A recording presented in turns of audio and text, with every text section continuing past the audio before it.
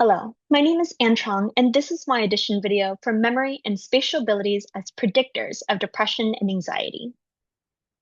I joined Dr. Crasso's spatial neuroscience lab because I am notoriously bad at navigation. It took me 2 weeks my freshman year to realize that the dining hall was right beneath my dorm, and that there was a shorter way to chocolate chip cookies than walking all the way around the building. I wanted to learn more about what causes some people to be better or worse at spatial navigation. But I was also interested in mental health disorders. With increasing rates of people diagnosed with depression and anxiety, you may know friends or family members impacted by them. Seeing how it impacted people in my own life inspired me to learn more about ways we can identify symptoms early on. As you might know, depression and anxiety are known to be impacted by biological factors, environmental stressors, and lifestyle choices.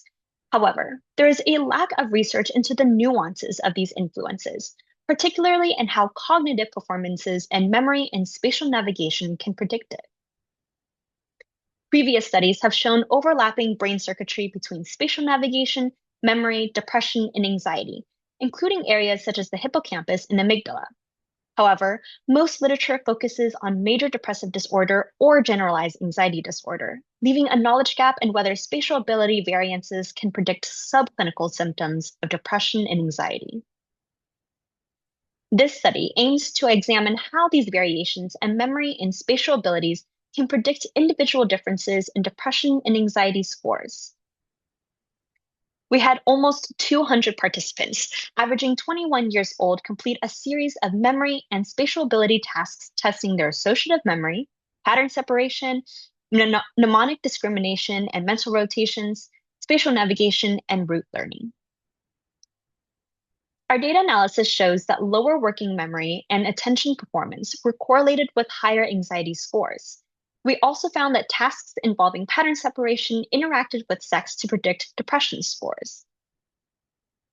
These results show that certain memory and spatial ability performance can help provide early markers in mental health disorders, but further research is required to develop a more comprehensive understanding of these relationships.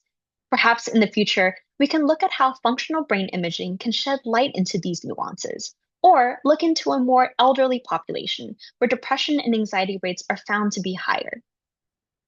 So, while I still might take the long way to the dining hall every so often, this research has shown me that memory and spatial abilities can provide insight into our brains.